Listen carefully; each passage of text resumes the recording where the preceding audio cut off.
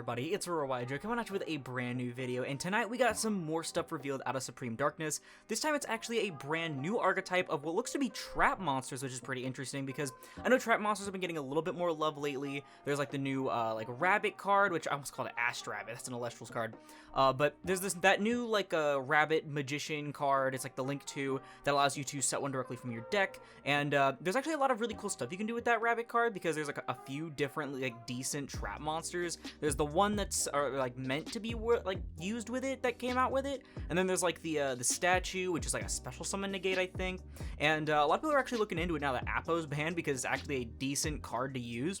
And so it's probably gonna have amazing synergy with this. And I'm wondering if we can actually see a viable trap monster strategy in the year of our Lord 2024. I guess it'll be more like 2025 because it'll be like the very end of the year, if not next year. So I don't know. Without further ado, let's go ahead and get into it. It is ARG stars with that stupid star symbol in the middle that makes it so hard to search up Evil Twin and Live Twin stuff in fucking EDO. But yeah, so let's go ahead and start off. They have one actual like effect monster, by the way, like normal monster that isn't a trap. So it is ARG star Adra or Adra the Laurels. Is a level 4 Earth Warrior, so you can search it off Rhoda with 1800 attack and 1800 defense. And you can only use the third effect once per turn. During your opponent's turn, if you control a continuous trap, quick effect, you can banish this card from your hand to change the attack of one face-up monster in the field to 0 until the end of this turn. If it's normal summoned, your opponent cannot activate cards or effects in response to the activation of your continuous traps and their effects for the rest of this turn. And you can banish it, this card you control, to place up to 2 ARG's continuous traps with different names from your hand and or deck face up in your spell and trap zone. So I kind of don't really like the first effect very much. It feels like a random reptilian card or something, and I don't like that it kind of conflicts with the fact that you want to have it on field for its normal summon effect and the banish to place traps. I do like the other two effects a lot though. The normal summon being able to prevent your opponent from responding to your continuous traps might seem like super bloated, but it's like mainly the only way that a lot of trap decks would be able to go second is if they would be able to have a card like this, prevent your opponent from responding to your trap cards, which is really good, because that means not only can they not negate them, but they can't use like spot removal in response to the activation, which they could just use it before, technically, to be fair. But I still really like it for going second. And then also, if they get Ash, or if they're Ashable, you know, that's pretty good. But then also, this being able to just place them for free is really cool, especially because they are trap monsters, apparently, so you can just summon them after placing them, I'm assuming.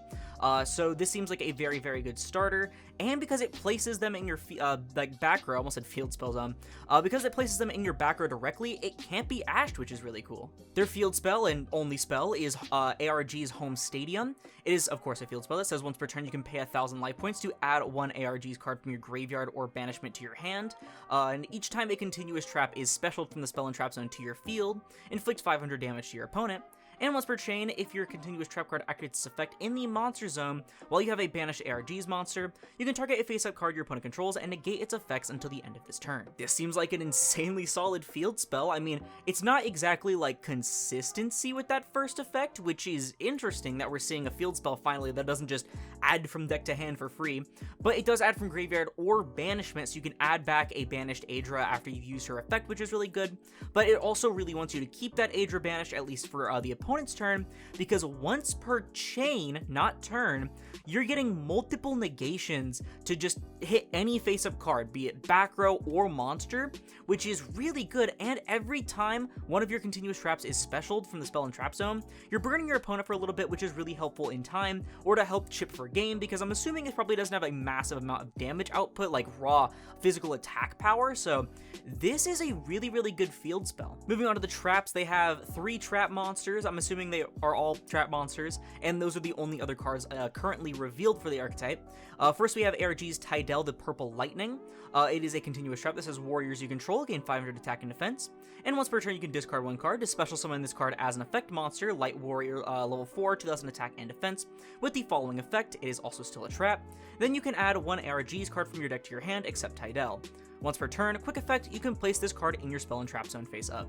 So this was kind of a mouthful to read, but it seems pretty solid. After you summon it from your spell and trap zone, you get to add any ARG's card, and again, that is actually really important with the effect of Adra in mind. As I mentioned, you can normal summon, your opponent now can't ash this Tidel when you activate it after you place it off the Adra. Really cool. Discarding a card doesn't seem like it'd be like a huge deal either, not gonna lie. And then, yeah, you can just place them back in your spell and trap zone, which can help you loop the field spell a lot. Next up, we have Capane, the Flying Swallow. They're based after like World War II planes or something like that, so I'm probably butchering these names. It says your warriors cannot be destroyed by battle. Once per turn, if there is a continuous trap in the monster zone, you can special it as an effect monster with the following effect. It's also still a trap. Then if you have any banished ARGs, gain 500 life points. Once per turn, quick effect you can place it in your spell and trap zone. Definitely nowhere near as good as Tidal, but it can kind of help you again in time. A little bit of like life point game to help you in the late game as well. And it's still a body. Plus you don't have to discard to summon it, so I guess technically you can get it a little easier if you like top deck Aedra and only Aedra in like a grind game. So still not a very bad card. Finally, we have Ateo the Dragon Slayer. It is a continuous trap, obviously. Warriors cannot be destroyed by card effects. Once per turn, when your opponent activates a card or effect, you can special it as an effect monster with the following effect. Then if you have any banished ARGs, you can return one card on the field to the hand, and once per turn quick effect you can place in the spell and trap zone. This one definitely feels like it's probably like tied with Tidal for the best, because not only can you use it basically whenever you want as long as your opponent's activating any cards or effects, but you also get a non-target bounce of any card in the field of the hand. Remember, if you used Aedra that turn, so if you're like Blinding Second or something, your opponent cannot respond to that. So that is really, really good. Definitely Capane's the worst one. Not like it's bad, but Ateo and Tidal are both very solid cards. And with that being said, what do I think about the archetype as a whole? I am genuinely shocked. I am pleasantly surprised. This actually seems really, really good.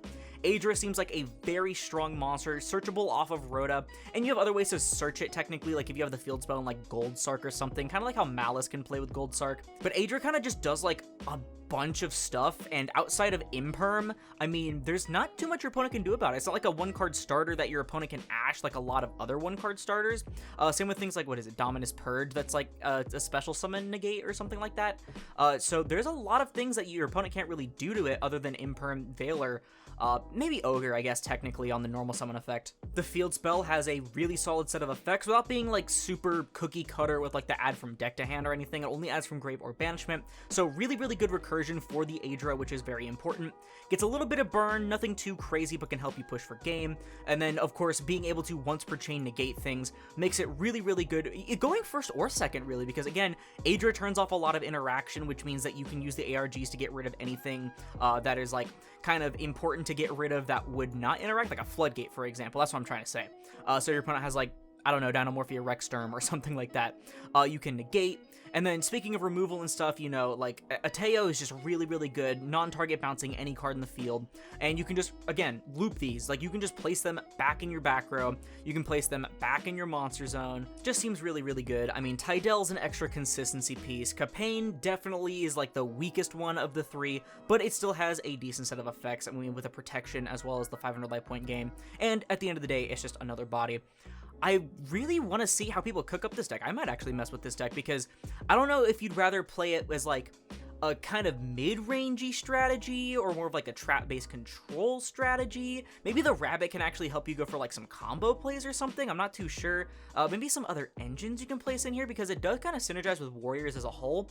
I'm not too sure. Let me know down in the comments what you think though, because that's going to do it for the video. If you liked it, please sure leave a like as I'll split this video and the channel into the YouTube recommended. And if likes content or somewhere like it, like some more card reviews. We're getting a lot of stuff revealed out of Supreme Darkness lately. Then perhaps consider subscribing if you haven't already and turning on notifications because support your channel or anything else, and it's absolutely free. Also, you can support directly while getting some awesome TCG merchandise in the process. Check out Tapio cards and link down below. Use code Aurora5 for 5% off your purchase at checkout and support me financially. Also, be sure to check out the Patreon and all of the cool benefits you get by joining the $1 and $5 tiers. Once again, thank you all so much for watching, and I'll see you in the next one. This is Aurora, signing off.